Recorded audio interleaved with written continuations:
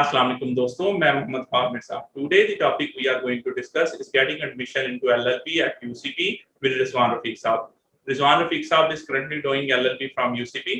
बाकी उन्होंने UCP में एडमिशन कैसे सिक्योर किया, UCP की फीसिस क्या है रिगार्डिंग लॉ, उनमें किस तरह के फाइनेंशियल असिस्टेंस स्कॉलरशिप अवेलेबल है, वो उन्हीं के साथ डिस्कस करते हैं। तो first of all Rizwan Rafiq साहब, बहुत शुक्रिया कि आप अपना कीमती वक्त निकाल के आए। थोड़ा सा बताइएगा कि before joining for the LLB आपका एकेडमिक बैकग्राउंड क्या था? अस्सलाम जी। सबसे पहले मैं अपने एकेडमिक के बैकग्राउंड के बारे में बताना चाहूँगा। मैंने ना मैट्रिक किया था सबसे पहले साइंस में, मिसाली कॉलेज आरिफ वाला से, और मैट्रिक के बाद मैंने एफएससी प्री मेडिकल की। डन हो गया। अच्छा, तो रिजवान रफीक साहब बताइएगा कि आपने जो है यूसीपी को ही एलएलबी के लिए क्यों चूज किया? थोड़ा सा इस बारे में बता दीजिएगा। जी, जो मैंने 2018 में एडमिशन लिया था, मतलब मेरा 6th सेमेस्टर है। तो 2018 में सुप्रीम कोर्ट की जजमेंट आई थी, जिसके तहत उन्होंने कहा था कि जो बीए के बाद एलएलबी होता है वो बंद कर दिया जाएगा, और जो कॉलेजेस वगैरह हैं वो भी बैन कर दिए गए थे। मासवा 4 या 5 कॉलेजेस लाहौर में थे, उनको इजाज़त थी, बाकी सारे कॉलेजेस बंद कर दिए गए थे। उसके बाद है ना ऑप्शन आ गया था जी यूनिवर्सिटीज़ का। यूनिवर्सिटीज़ की सीट्स भी मुख्तस कर दी गई थी कि हर यूनिवर्सिटी में मैक्सिमम 100 सीट दी गई थी, 100। तो उसके अलावा उसके बाद जब देखा गया सारे लाहौर में कि लाहौर में क्या क्या ऑप्शन अवेलेबल थे, सबसे पहले तो हर कोई बंदा कोशिश करता है गवर्नमेंट की तरफ। मतलब लाहौर में पीयू है, जिस तरह पंजाब यूनिवर्सिटी, उनकी उस दफ़ा सीट्स बिल्कुल कम थी, मतलब 20 सीट्स थी मेरे ख्याल। हाँ, 20 सीट्स थी। 20 में से कोटा था कुछ 4-5 सीटों का, और मेरिट बहुत हाई चला गया था।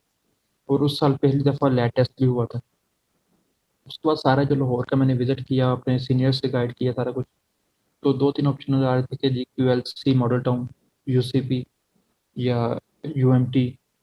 सारा फिर अपना जो बैकग्राउंड नजरिया आया ना, सारा कुछ सर्च किया, जब वो ये पता चल रहा था कि यूएमटी का फर्स्ट ईयर था, कोई बैच पहले पास आउट नहीं हुआ था। और अभी बार काउंसिल से भी उनका ना उस टाइम पे नहीं हुआ था, अब शायद हो गया होगा रिकमेंड। लेकिन यूएमटी का फर्स्ट ईयर था, और मैं कॉलेजेस किसी में जाना चाह रहा था, क्योंकि सारी बात है ना, मैट्रिक किया है, एफएससी किया, कॉलेजेस में कॉलेज लाइफ में गुजारी है। मैं चाह रहा था कि यूनिवर्सिटी लाइफ में एक बंदे का एक वसी इन्वायरमेंट होता है, ज़्यादा मौके मिलते हैं हर चीज़ के। तो लॉ यूनिवर्सिटी से ही करना चाह रहा था मैं। और यूसीपी का ये था कि ये बहुत सबसे ना पुराना है इंस्टीट्यूट, क्योंकि पहले पंजाब लॉ कॉलेज के नाम से चल रहा था ये, मुस्लिम टाउन में, पिछले तकरीबन 16-17 साल से। 16-17 साल से जो फैकल्टी उनकी थी वहाँ पे सारी, वही फैकल्टी सारी यूसीपी में आई हुई। मतलब उन्होंने शिफ्ट कर दिया, वो बंद कर दिया था कैंपस अपना सब, मुस्लिम टाउन वाला। वो सारी फैकल्टी यूसीपी में आ गई थी, और उनकी फैकल्टी बहुत अच्छी थी। और मैंने अपने सीनियर्स से मशवरा किया, सारा कुछ अपना सारा सिस्टम देख के जो मुझे फैसला फाइनल किया, वो यूसीपी का ही मुझे बेहतर लग रहा था। माशा माशा, गुड गुड। यानी कि एक तो एंशियंट, मतलब एक बड़ी देर से ये स्टडी कर रहे थे, हाँ, एक्सपर्ट्स थे फील्ड में, और एक यूनिवर्सिटी बिल्कुल। एक्सपोजर के लिए आपने यूसीपी को चूज किया। जी, बिल्कुल। अच्छा, मुझे बताएं, एक स्टूडेंट है जो अप्लाई करना चाह रहा है, थोड़ा सा बता दें कि कहाँ से एप्लीकेशन प्रोसेस क्या है, मतलब कहाँ से फॉर्म्स डाउनलोड करने होते हैं, कहाँ पे सबमिट है, क्या फीसिस हैं जो है चलान फॉर्म की, थोड़ा सा इस बारे में बता दीजिए। यूसीपी में आपने अप्लाई करना हो ना, लॉ में या इसके अलावा कोई और डिग्री में, काफ़ी सारी डिग्रीज ऑफर करते हैं। तो किसी डिग्री में भी आपने अप्लाई करना होगा तो आपने ऑनलाइन अप्लाई करना है। ऑनलाइन यूसीपी का ना पोर्टल ओपन करेंगे, वहाँ पे आप लोग अपनी आईडी क्रिएट करेंगे। आईडी क्रिएट करने के बाद आपको एक लॉगिन पासवर्ड और आईडी मिल जाएगी, आपको मेल आएगी। उसके थ्रू आप अपना सारा डेटा रखना बनाएंगे, अपना डॉक्यूमेंट्स अपलोड करेंगे, बेसिक इन्फॉर्मेशन सारी, रिजल्ट वगैरह, अपनी पर्सनल इन्फॉर्मेशन सारी वहाँ ऐड कर देंगे। और वहाँ सारा इन्फॉर्मेशन ऐड करेंगे तो वहाँ पे अप्लाई का भी ऑप्शन आएगा, एक प्रिंट निकलेगा चालान का। वो अपना 1500 रुपये का चालान होगा। वो आपने किसी भी बैंक में, जो बैंक 3-4 मेंशन करते होते हैं, मैं ना एसबीएल जिस तरह के वो 2-3 बैंक होते हैं, तो वहाँ पे आपने चालान पे करना है, और चालान की एक पिक्चर बना कर स्कैन करके वो अपलोड कर देनी, तो आपका अप्लाई हो जाएगा। ठीक, माशाल्लाह। अच्छा, ये तो हो गया कि आपने यूसीपी में अप्लाई किया। अच्छा, अप्लाई के बाद क्या कोई टेस्ट मुनक्कद होता है या क्या, मतलब अप्लाई आपने कर दिया? और फर्स्ट ऑफ ऑल ये बताइएगा कि अप्लाई करने के लिए, मतलब इवन मुझे सिटी लीव करने की ज़रूरत नहीं, अगर मैं आउटसाइड दी लाहौर हूँ, जैसे आप आरिफ वाला से थे, तो आपने घर बैठे से ही अप्लाई कर दिया, आपको लाहौर आने की ज़रूरत हाँ, नहीं है? लाहौर आने की बिल्कुल भी ज़रूरत नहीं। आप घर बैठे वहाँ पे जब ऑनलाइन अप्लाई कर देंगे तो आपको ना विद इन 1 या 2 डे एक मेल आ जाएगा कि ना इस डेट को आपका जी टेस्ट है वहाँ। तो सबसे पहले आपको टेस्ट के लिए वहाँ जाना पड़ेगा यूसीबी। जी। वहाँ पे एक कंप्यूटर पे आपको लैब में टेस्ट होगा आपका, और डन बहुत बेसिक लेवल का टेस्ट होगा ये। डन हो तो गया। वो टेस्ट आपका लिया जाएगा। टेस्ट के बाद कुछ दिन, टेस्ट के मैक्सिमम कोई हफ्ता बाद या अपना 10 दिन बाद आपको एक आ जाएगा मेल दोबारा से कि आपका टेस्ट क्वालिफाई हो गया है, तो आप इंटरव्यू के लिए आ जाए। आपको दोबारा यूसीपी आना पड़ेगा इंटरव्यू के लिए। ठीक आपका है। एक वहाँ पैनल इंटरव्यू लेगा, ठीक है। और इंटरव्यू के बाद आपका डिसाइड हो जाएगा कंफर्म हो रहा है या नहीं हो रहा। तो ठीक है। अच्छा, आपने आपने 2 चीज़ों का ज़िक्र किया, एक टेस्ट का और एक इंटरव्यू का, ठीक है? एक तो टेस्ट का बता दें, जो है कि टेस्ट किस तरह, क्या सब्जेक्ट्स होते हैं, किस तरह आपकी टेस्टिंग वो मेक श्योर करते हैं और क्या-क्या उसमें सब्जेक्ट्स होते हैं, उस बारे में सबसे पहले बता दें, फिर इंटरव्यू को परस्यू करते हैं। जो आपका टेस्ट होता है वो बेसिकली जनरल टेस्ट होता है। ठीक है। वो बहुत ज़्यादा फील्ड से स्पेसिफिक नहीं होता। और दूसरा ये है कि वहाँ उसमें इंग्लिश तो कंपलसरी है ना, ठीक है। इंग्लिश आएगी उसमें, और ठीक है। जनरल मैथ है। उसके अलावा जिस वो फील्ड आपने सेलेक्ट किया है, उस फील्ड के मतलब कुछ आपको एमसीक्यूज होंगे सारे। और एमसीक्यूज भी मतलब बहुत ज़्यादा टफ लेवल के एमसीक्यूज नहीं होंगे, वो बिल्कुल ईजी होंगे, ताकि सारी बात उनको पता है कोई बंदा एफए करके है, कोई एफएससी करके है, कोई आईसीएस करके है।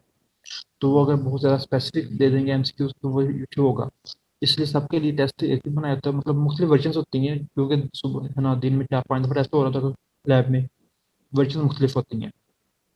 उस हिसाब से टेस्ट होगा। वो टेस्ट बिल्कुल ईजी होता है, इंग्लिश वगैरह ज़्यादा होती है, स्पेसिफिक नहीं होता किसी फील्ड से मुतल्लिक। डन हो गया। यानी ग्राउंड लेवल वो सेम प्रोवाइड करते हैं, क्योंकि ऑब्वियसली एलएलबी के लिए सिर्फ एफएससी वाले अप्लाई नहीं कर रहे होते। आप चले एफएससी मेडिकल से है, लेकिन एफएससी हाँ इंजीनियरिंग से भी हो सकता है, आईसीएस से भी हो सकता है। तो कोई भी अगर ऐसा सब्जेक्ट चूज करेंगे जिसमें हो सकता है, मतलब बायोलॉजी अगर चूज कर ली, तो शायद एफएससी मेडिकल वाला तो दे दे, बाकी सारे जो है वो एलएलबी, और एलएलबी इसी का तो तरह मकसद ये है कि कहीं से भी आ सकता है। हाँ, बिल्कुल। डन हो गया। अच्छा, मुझे बताइएगा इसके अलावा, एक तो आपने टेस्टिंग बता दिया, इसके बाद इंटरव्यू में क्या क्या पूछते हैं आपसे जो है? इंटरव्यू का जो ना बहुत इम्पोर्टेंट है, क्योंकि डन। टेस्ट तो मोस्ट लोग पास कर जाते हैं, ठीक है। लेकिन 800-700 लास्ट ईयर में 700 लोग अप्लाई करने वाले थे, लेकिन सीट 100 है। ठीक है। ठीक है। तो अगर हर किसी को इंटरव्यू तो नहीं दे सकते, अब उन्होंने स्पेसिफिक जो लोग करने हैं ना, उन्होंने इंटरव्यू में करने हैं। इंटरव्यू में वो देखेंगे आपका इंटरेस्ट है उस लिहाज से, आपका जो एटीट्यूड है, आपका जो रवैया है, आपको उस लॉ का फील्ड सूट करेगा कि नहीं। क्योंकि वहाँ जो टीचर्स बैठे होते हैं, जो वो पिछले कई साल से लॉ पढ़ा रहे होते हैं, तो इतने ही स्टूडेंट्स उनके पास पढ़ चुके हैं। उन्होंने ना इंटरव्यू में सारा कुछ देखना होता है कि आप इस फील्ड से सही रहेंगे, फ्यूचर आपका इससे सिक्योर हो रहा है, या आपकी जो ना माइंड सेट है वो इस फील्ड के मुताबिक अगर नहीं है, तो फिर वो आपको रिजेक्ट कर देंगे।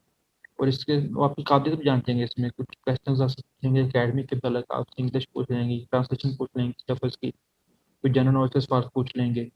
फिर आपको लॉ के फील्ड का पूछेंगे कि आपका फेवरेट लॉयर कौन सा है, आपने क्यों लॉ करना चाह रहे हो, आपकी फैमिली में लॉयर कौन पहले कौन है, या आपका मकसद क्या है लॉ करके। तो इस तरह के वो ना एक साइकोलॉजी के टाइप के सवाल भी पूछेंगे, ताकि आपको परख सकें कि आपका ना जो माइंड लेवल है वो किस लेवल तक है, क्या आपकी सोच है लॉ करने के लिए।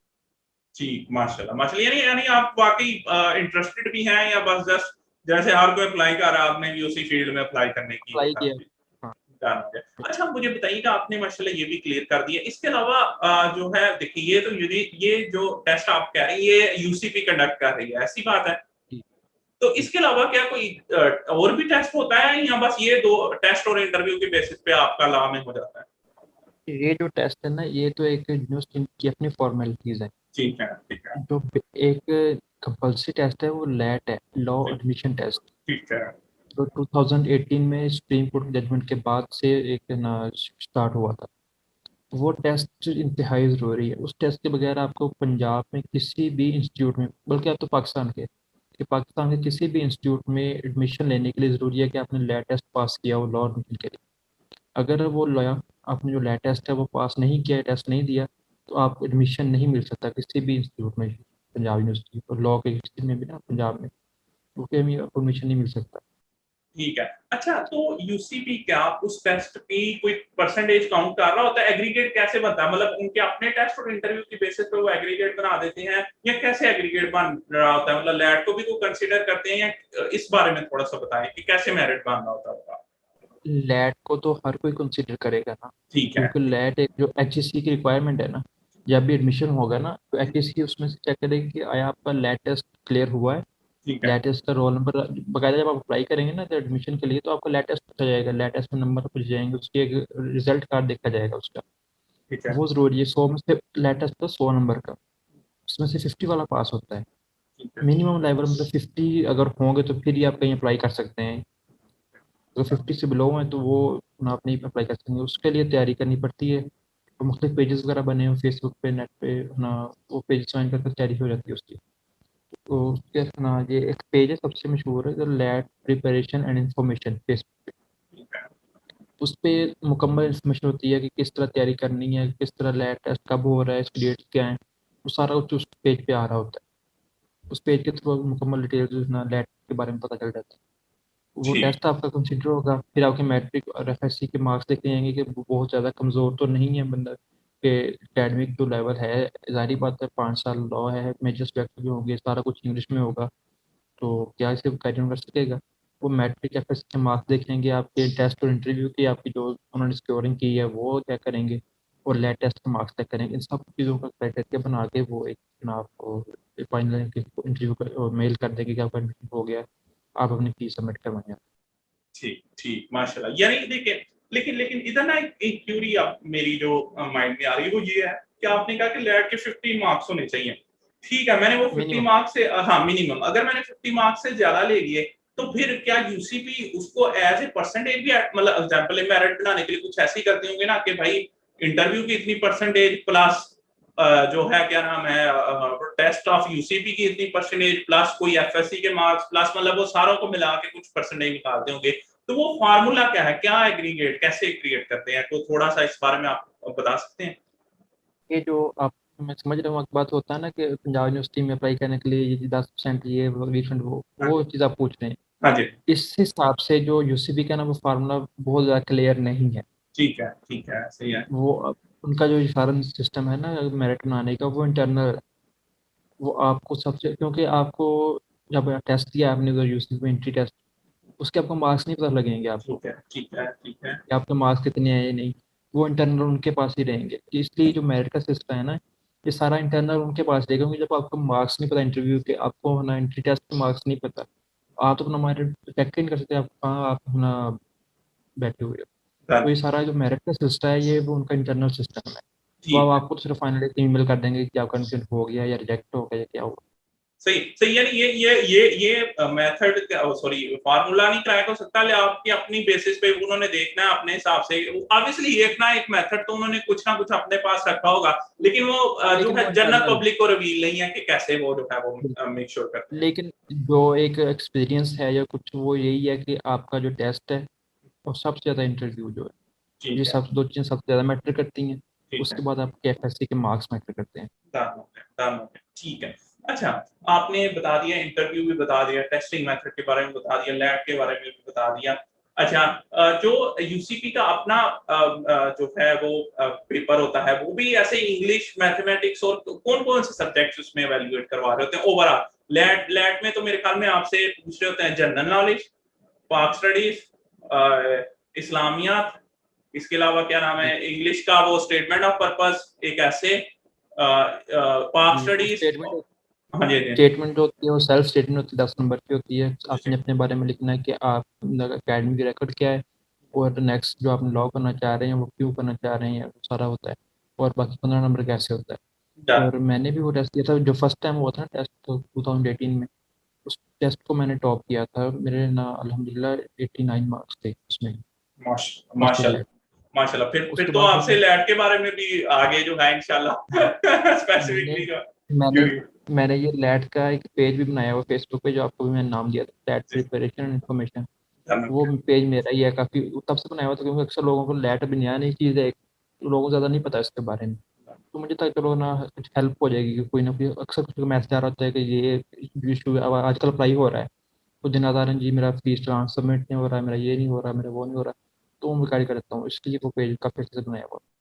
इंशाल्लाह नेक्स्ट राउंड में हम जो है ना, बल्कि इसके बाद जो है ना एक वो रखते हैं उसमें लैब के बारे में जो है ना वो डिस्कस कर लेते हैं। अभी ओवरऑल यूसीपी का अच्छा मुझे बताइएगा, आपने इंटरव्यू प्रोसीजर भी बता दिया। अच्छा, आपने बताया टेस्ट जो यूसीपी का खुद का भी हो रहा है वो भी तकरीबन लैब से ही कोइंसाइडेंस रखता है, मतलब उसी तरह का होता है उस। जनरल टाइप होता है, स्पेसिफिक नहीं होगा। डन हो गया। अच्छा, अब मुझे बताइएगा कि एक स्टूडेंट, लेट्स अज्यूम कि भाई उसने पेपर भी पास कर लिया, उसने मेरिट बन गया उसका। अब आते हैं बात के एडमिशन फीस की और जो सेमेस्टर फीस है, अब उसकी तरफ आते हैं। तो क्या क्या जो है यूसीपी वो चार्ज करता है जो स्टूडेंट जो आ रहा है? जो एडमिशन फीस है वो 25,000 है इसकी, ठीक है। जो ठीक वन है। टाइम आपको चार्ज होगी। done। और उसके अलावा इनका 17 लाख और 5,000 फीस है इनकी LLB 5 ईयर्स की, जो 2020 का ये शेड्यूल है। जो 2021 के अब एडमिशन ओपन हुए हैं, उनका भी जो फीस स्ट्रक्चर है वो अपलोड नहीं हुआ अभी तक पोर्टल पे ना, या वेबसाइट पे अभी तक नहीं अपडेट हुआ। ये जो आपको मैं बता रहा हूँ ये 2020 का है। अब ऑब्वियसली तो तकरीबन 1 से 2 लाख रुपए का इंक्रीज हो सकता है इसमें, जो अभी क्योंकि अभी फाइनल नहीं आ रहा।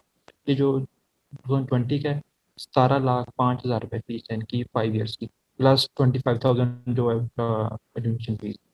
डन हो गया। अच्छा, अब आपने ये फीस रेस्पॉन्सिबिलिटी आप बताइए, ये एक हैफ्टी अमाउंट है, मतलब बहुत सारे मिडिल क्लास के लिए, इवन लोअर मिडिल क्लास के लिए, और जो है पुअर मैसेज के लिए तो बहुत ही। तो क्या यूसीपी ने आया कोई ऐसा कि स्कॉलरशिप या फाइनेंशियल एड इंट्रोड्यूस करवाई हुई है कि स्टूडेंट जो कम से कम मेरिट पे आ गया है या अच्छा परफॉर्म कर रहा है, तो उसको सिर्फ फीस की वजह से वापस रिटर्न ना होना पड़े? इस बारे में क्या यूसीपी ने इकदाम किए हैं? फीस के हिसाब से बड़ी अच्छी पॉलिसी है इनकी। सबसे पहले तो वो आपको जब आप आएंगे ना, तो आपको FSC के मार्क्स पे मेरिट बेस्ड एडमिशन होगी, स्कॉलरशिप होगी आपके लिए, सबके लिए। डन हो गया। एक तो इनका एक कोटा होता है पंजाब कॉलेज, क्योंकि यूसीबी जो ये पंजाब कॉलेज ग्रुप की है ना, पंजाब जी ग्रुप जी की है। जी जी जी जी। तो जो लोग तो आएंगे पंजाब यूनिवर्सिटी, तो पंजाब कॉलेज से FSC या FA करके आएंगे, डन हो गया। उनको 25% डिस्काउंट मिलेगी फीस। done हो गया।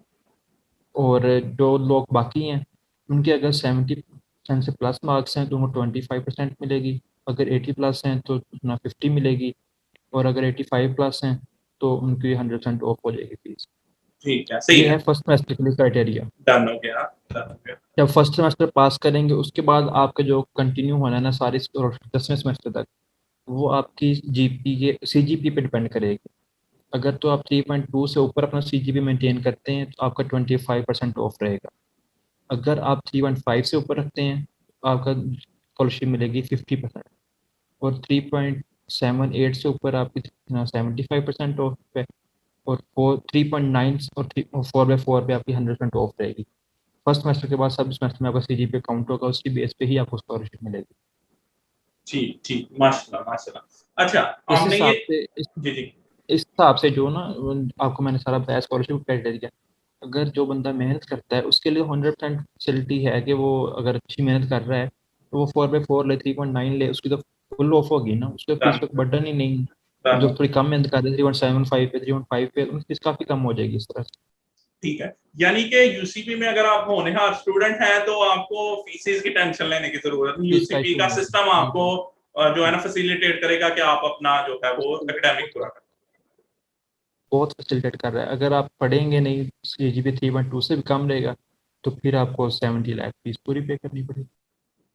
डन हो गया, डन हो गया। अच्छा, अब मुझे बताइएगा कि इस टाइम जो है यूसीपी जो है वो जो है डिग्रीज, मेरे ख्याल में लॉ में तो एक ही डिग्री होती है, LLB की होती है। इसके अलावा लॉ की मतलब कोई इसके बाद जो मतलब आगे हायर स्टडीज भी को ऑफर कर रहा है? हाँ, नहीं, डिग्री LLB के बाद LLM होती है, वो अभी ऑफर नहीं कर। ठीक है, ठीक है। सही। अच्छा अच्छा, थोड़ा सा बस मैं जो जानना चाहूंगा इसमें, देखें LLB में जैसे होता है हमारे यहाँ BS और MS में होता है कि एडवांस स्टडी स्टार्ट हो जाती है वो एक स्पेसिफिक सब्जेक्ट से रिलेटेड। तो LLM में क्या ऐसा हो रहा होता है जो LLB में वो ही मतलब एडवांस स्टडीज के बारे में ही होता है LLM, मतलब को खास एक स्पेसिफिक स्टडी के बारे में? बिल्कुल, वो एक ना स्पेशलाइजेशन होती है आपकी LLM कि ठीक है। आपको, क्योंकि LLB में आपने सारे सब्जेक्ट्स पढ़ लिए होते हैं, LLM में आपने एक स्पेसिफिक होती है कि आपने कॉन्ट्रैक्ट लॉ में करना चाह रहे हो, क्रिमिनल लॉ में करना चाह रहे हो, या किसी एक सब्जेक्ट को आप आगे लेके चलोगे LLM। ठीक है, ठीक है। अच्छा, ऐसी कोई एडवाइस जो आप न्यू कमर्स को करना चाह रहे हो, आप देखते हो कि यार ये मसले आते हैं लॉ में आने के बाद या यूसीपी में ओवरऑल जनरली आने के बाद, तो अगर वो चीजें ये कर लें तो इनको बेहतरी रहेगी, आसानी रहेगी जो है टुवर्ड्स गेटिंग जो है देयर स्टडीज कंप्लीटेड। तो उस तरह की कोई एडवाइस हो तो बताइएगा। सबसे पहले ना, ये मैं एडवाइस करना चाहूँगा कि क्योंकि जब रिजल्ट आए थे ना FSC का, उसके फ़ौरन बाद अप्लाई करें। क्योंकि जैसे जैसे लेट करेंगे, ज़ाहिर बात आपको मैंने सबसे पहले ये फाइनल बताया है कि सीट्स 100 हैं, 100 ठीक है। सीट्स है हर यूनिवर्सिटी के पास लॉ की। ठीक है। आप एक जनरल एक अप्रोच है कि जब शुरू वाले दिन होते हैं ना, जो लोग इंटरव्यू का टेस्ट के लिए आ रहे होते हैं, उनका मेरिट यूनिवर्सिटी का क्राइटेरिया लो होता है, क्योंकि वो नए नए लोग आ रहे होते हैं, वो एडमिशन दे ही जा रहे होते हैं। लेकिन जब एंड वाले डेज होते हैं, मतलब अब आखिरी दिन एडमिशन क्लोज होने वाले हैं, आखिरी दिनों में ज़्यादा लोग आ रहे हैं, उनको सीट्स भी कम है, क्योंकि ऑलरेडी इस तरह होता है ना, जब इंटरव्यू करते हैं जैसे ये इंटरव्यू के साथ साथ ही आपको ये एडमिशन दिए जाएंगे, आपको आएगा मेल कि जी आप फीस सबमिट करवाएं, जिसने फीस सबमिट कर उसका एडमिशन तो फाइनल हो गया है, ठीक है। उसकी सीट कंफर्म हो गई है। डन हो गया। आखिरी दिनों में एडमिशन के लिए अप्लाई करने वाले लोग ज़्यादा होंगे, कुछ ज़्यादा लोग टेस्ट इंटरव्यू के लिए आ रहे होंगे, तो सीट्स कम रह गई होंगी, क्योंकि ठीक। ऑलरेडी अगर 50-60 सीट्स पहले उन्होंने दे दी हैं, सीट्स 40 बच गई उनके पास, तो ठीक है। फिर वो मेरिट हाई करेंगे, ज़्यादा ठीक वो है। सख्त इंटरव्यू करेंगे, ज़्यादा टेस्ट मुश्किल करेंगे आपके लिए, और ठीक मेरिट है। हाई हो जाएगा, आपके ठीक लिए है। एडमिशन सिक्योर करना मुश्किल हो जाएगा। डन हो गई। यानी जर्नली अगर इसको एक्सप्लेन किया जाए वो ये है कि टाइम पे आके आप कम मेरिट पे भी चांसेस हैं, यानी कि अगर आप इंटरेस्टेड हैं तो जल्दी हाँ, अप्लाई कर दें, आपको चांसेस हैं कि और ज्यादा आराम से जो है वो ज़्यादा करते चांस है, रहेंगे। जितना डन। लेट करोगे उतना ज़्यादा डिफिकल्ट होता जाएगा प्रोसेस। डन हो गया। डन हो गया। अच्छा, बहुत बहुत शुक्रिया रिजवान रफीक साहब। इसके अलावा कोई फाइनल एडवाइस कुछ आप करना चाह रहे हो तो बताइए। लॉ के लिए काफ़ी सारी यूनिवर्सिटीज अब करवा रही हैं, लेकिन आप ना कॉलेजेस जो हैं उनको ज़्यादातर आजकल नहीं लोग जा रहे, क्यों कॉलेजेस की एक तो एडमिशन का मसला बन जाता है, अगर एडमिशन बैन हो जाता है कई कॉलेजेस का, तो फिर मसला बनता है। सबसे ज़्यादा क्वेश्चन ये कि यूनिवर्सिटी की तरफ ही जाना चाहिए लॉ के लिए, और फिर यूनिवर्सिटी की तरफ भी ये दो चीज़ें वेरीफाई करनी पड़ेंगी कि एक तो वो HEC से रिकमेंडेड हो, LLB जो डिग्री 5 ईयर्स दे रहा है ना, LLB ऑनर्स कहते हैं इसे, तो वो डिग्री जो है वो एक तो HEC से मंजूरशुदा हो, और दूसरा ये कि जो पंजाब बार काउंसिल है उससे में रजिस्टर्ड हो वो यूनिवर्सिटी का लॉ डिपार्टमेंट जो है। ये दोनों चीज़ें आपकी डिग्री के वेरिफिकेशन के लिए ज़रूरी हैं, अगर ये इन दोनों में से एक चीज़ में नहीं होगी तो आपकी डिग्री की वर्थ नहीं होगी। डन हो गया। Really beautiful advice. लेकिन कैसे एक स्टूडेंट जो न्यू कमर है वो मेक श्योर कर सकता है कि हाँ, ये दोनों से, क्योंकि मतलब कौन से रिसोर्सेज हैं जिसके थ्रू ये वेरिफिकेशन मिल सकती है? ये ऑनलाइन आजकल तो गूगल पे हर चीज़ दस्तियाब होती है, गूगल पे आप अपना चेक करें। मजीद अगर आप जब आप इंटरव्यू के लिए जाते हैं, तो इंटरव्यू में सिर्फ यही नहीं होता कि उन्होंने आपका ही इंटरव्यू करना है। अगर आपको उनके बारे में कुछ नहीं पता, मतलब आपको का नहीं पता कि बार कौंसिल से आपके अप्रूव्ड है या नहीं, HEC से अप्रूव्ड है या नहीं, तो इंटरव्यू के दौरान आप उनसे सवाल पूछ सकते हैं। या जब आप एडमिशन के लिए अप्लाई कर टेस्ट देने गए हैं, तो उनके एडमिशन ऑफिस जाएं, आप उनसे कंफर्म करें कि क्या जी HEC जो मैं डिग्री करना चाह रहा हूँ LLB की, ये रिकमेंडेड है। जो पंजाब बार काउंसिल है, जो जिसने हमें कल को डिग्री कंप्लीट होने पर लाइसेंस देना है, उन्होंने इसको अप्रूव किया यूनिवर्सिटी को। अगर ये दोनों चीज़ें हैं तो फिर लॉ का अपना एडमिशन आपका एक आपको वर्थ है कि आपको डिग्री कल को मिलेगी, आपको लाइसेंस मिलेगा लॉ का, क्योंकि दैट्स लाइसेंस द के बाद तो आप कोर्ट में नहीं जा सकते। जी जी, that's the most helpful advice. मतलब यूजुअली लोग जो है ना समझते हैं कि हमारा ही इंटरव्यू हो रहा है, ऑब्वियसली आप भी जो है उनसे सवाल पूछ सकते हैं, जो है ना। आपको माशाल्लाह। कोई भी जी जी। कोई मसला हो सारा उससे पूछो, अपने फीस है ना कि जी फीस के तो ज़्यादा उनकी पुलिस ज़्यादा होती है। आपको स्टडी के मतलब कोई भी इशू है उनसे पूछें कि जी मेरा जो फैकल्टी है वो क्या हो सकती है, या मतलब आपने जो भी आपके जहन में हो डाउट, उनसे क्लियर करना अपने इंटरव्यू के। पैनल आपको हर चीज़ बताएगा, और वो इन्फॉर्मेशन जो पैनल आपको देगा वो 100% ऑथेंटिक होगी, क्योंकि अगर किसी और से पूछेंगे, कोई और दोस्त से पूछेंगे, तो हो सकता है कि उसमें कोई फ़र्क आ जाए, लेकिन जो आपको अपना पैनल बताएगा वो 100% श्योर होगी वो, और आपको हर चीज़ क्लियर हो जाएगी। डन हो गया। But for no two two points आपने याद रखने हैं। HEC हाँ, recognized बिल्कुल। And Punjab bar council Punjab should bar council. recognize them in their council जो है एज ए डिग्री जो है। जी बिल्कुल। डन हो गया। बहुत बहुत शुक्रिया रिजवान रफीक साहब, आपकी कीमती वक्त का। माशाल्लाह। तो दोस्तों, मोस्ट प्रॉब्ली जो है आपकी सारी जो है वो पर्टिनेंट क्वेरीज जो है वो रिजॉल्व हो गई होंगी। इसके अलावा अगर आपकी कोई क्वेरी हो तो नीचे कमेंट में पास ऑन कीजिएगा, मैं कोशिश करूंगा कि रिजवान रफीक साहब तक पहुंच सके। अगर आपको वीडियो पसंद आई हो तो लाइक करें, दोस्तों के साथ शेयर करें, और हमारे चैनल को सब्सक्राइब कर लें ताकि आपको फर्दर वीडियोस मिलती रहें। हमारे साथ जुड़े रहने के लिए और बार बार इस चैनल पर आने के लिए मोहम्मद फाजिल साहब का तहे दिल से शुक्रगुजार। अल्लाह हाफिज। पाकिस्तान जिंदाबाद।